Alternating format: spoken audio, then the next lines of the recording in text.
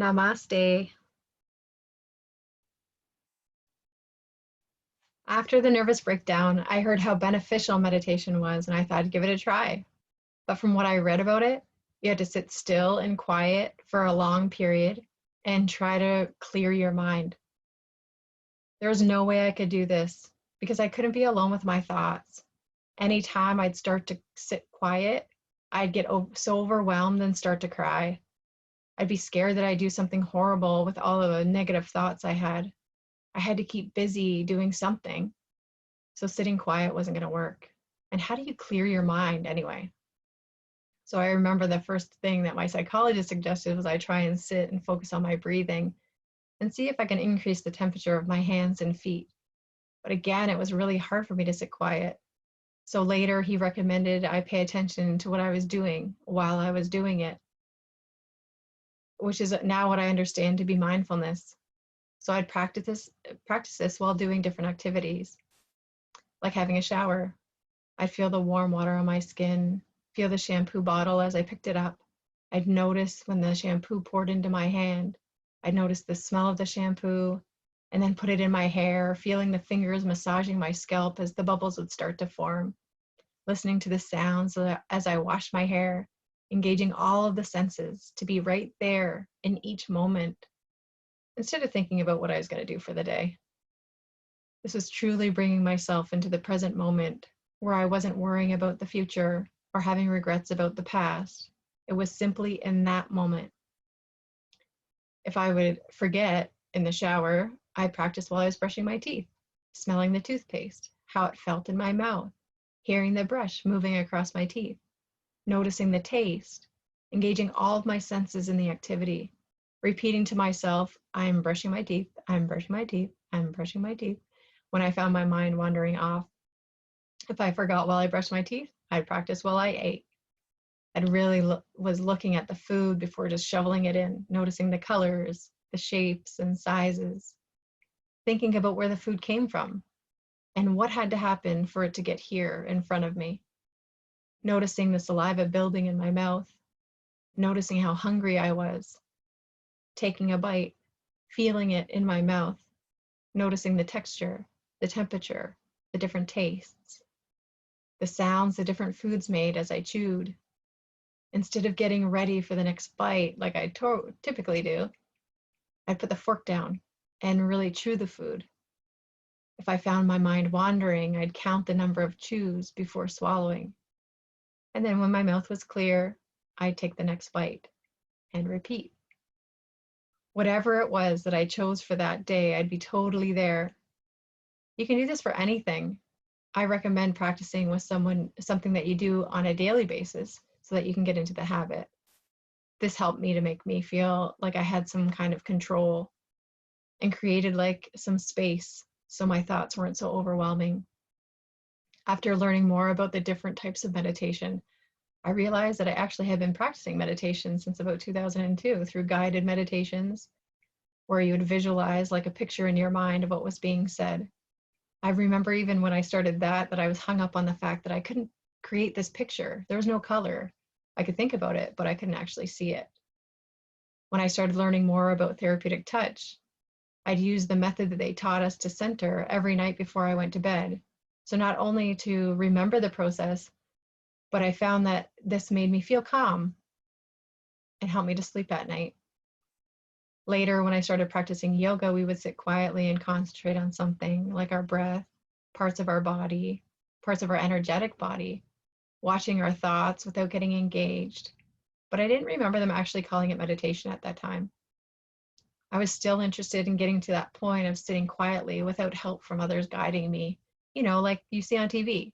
They sit cross-legged with their hands on their lap. They look so peaceful. Then when I took the yoga teacher training, I learned that the main purpose of yoga was to be able to sit in meditation for a long period. So we would sit quietly for 30 minutes every morning and 30 minutes every evening while we were supposed to be focused on a place in our body and repeating our mantra. My mind was thinking about everything else but. So I spent a lot of time trying to remember what I learned in class and getting ready for the final exam. After yoga teacher training, I knew I wanted to learn even more about meditation and how to do it right. So I started the meditation course at Willpower Institute, which showed me yet another way to practice meditation. In that tradition, they do a walking meditation for 30 minutes and a sitting meditation for 30 minutes, all in silence. What was surprising was that I found the walking meditation the hardest. We would go back and forth in the same 10 feet in a certain way for 30 minutes, and the whole time my mind would be preoccupied on the beautiful piece of jade in the middle of the room or the plants that were around, wondering why the monks kept moving them every day, thinking maybe this is a test. I'd wonder if I was going too fast or too slow, or if I passed the person beside, if they wondered if I was trying to beat them. I'd think about why the person next to me would be wearing these bright pants that were so distracting, or the one who wore the pants that made so much noise. How was I supposed to concentrate? Did the monk remember to set the timer? I wanted to look up at the clock, but I didn't want them to see me move my head. I remember thinking, what's the point of this walking part anyways? I would start setting up rules for myself. Okay, I'm not going to stand beside anybody. I'm not going to talk to anybody before we go into walking, because in the past I've focused on that part of the conversation for the first part of my walking. Every day there was a noise some point in the class, and I'd wonder, where did it come from? Was it from someone? Are they okay? I didn't even know if I was doing it right. I really wanted someone to tell me one way or another. It was amazing, the stories and scenarios that my mind made up through the walking time.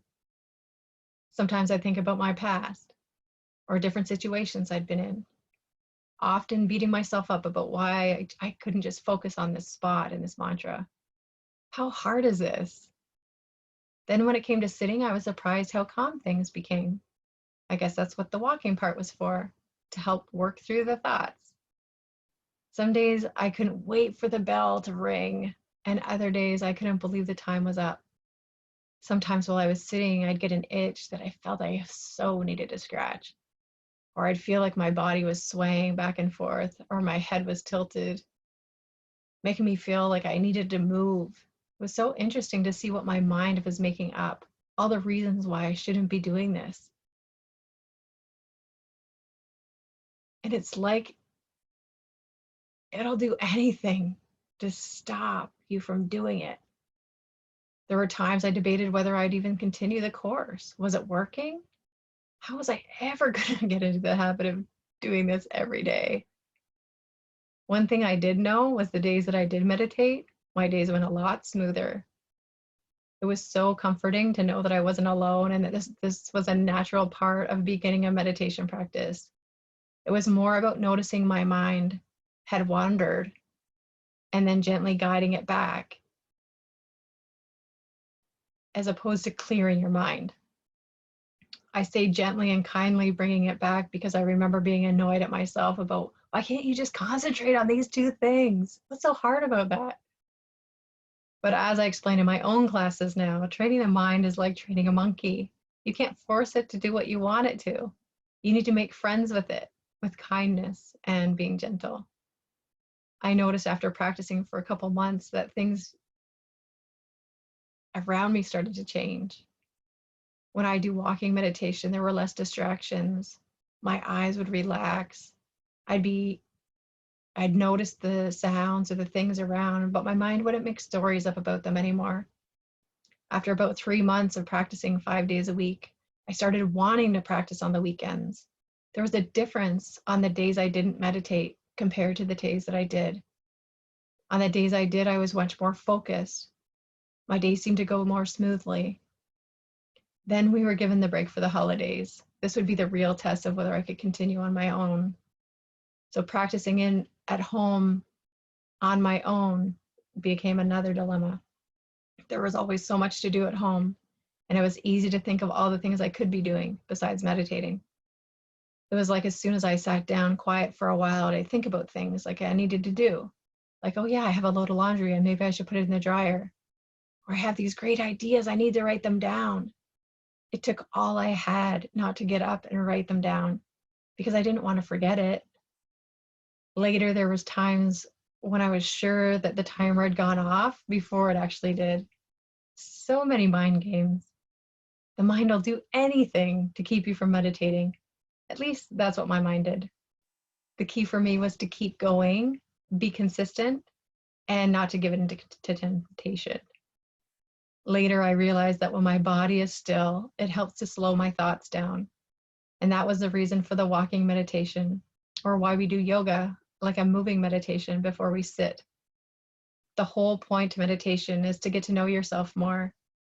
It's talked about like we're peeling an onion, slowly working through the layers that we've covered ourselves up with so we can get to the core, our natural state of being, which is peace and calm. When the 6-month course was over, I continued the practice daily. But then, slowly, it started petering off again. Life started getting busy, and that was the first thing to drop. Next thing I knew, I was only doing it about once a week, if that. So after all, I should be able to live without being dependent on meditation, shouldn't I? My mind would say. I started feeling overwhelmed and knew that I needed to get back to my practice. But I needed help. 2 of my good friends set up a meditation challenge, which was just what I needed to get back on track. We connected every day for a month to ensure that we were on track. What I also find really helpful is meditating in a group where I can't just get up, grab a piece of paper, write things down. It really helps me to keep there, keeps me focused. I even get focused quicker and stay settled for longer when I'm in a group. It's like giving yourself permission to just sit and not worry about any of the other things that you could be doing. I'm so thankful for Heather at Stream Yoga and Meditation in Port Colborne, who's created a space for this. When I started studying yoga in more depth, I realized that it's a science and there are specific steps to follow to help to make your meditation easier. In fact, in yoga, it's not even called meditation until you can be concentrated on one point for a long period without a break, no internal or external distractions from your memories or your desires. And then once you're in a continuous flow of awareness on that point that you've chosen, that is when meditation happens. Until then, it's called concentration. So yoga's helped me so much to deepen my practice. If you're interested in learning more about meditation or how to get started or even how to deepen your practice, let me know. I love helping others connect with their true selves. My name's Julie. Some of you may know me as Jaya from Journey to Balance. If you found this helpful or think that it might be helpful for someone else, please like and share or subscribe to the channel so you can be the first to see the new tools or the next tools. Remember, love always and enjoy the journey. Namaste.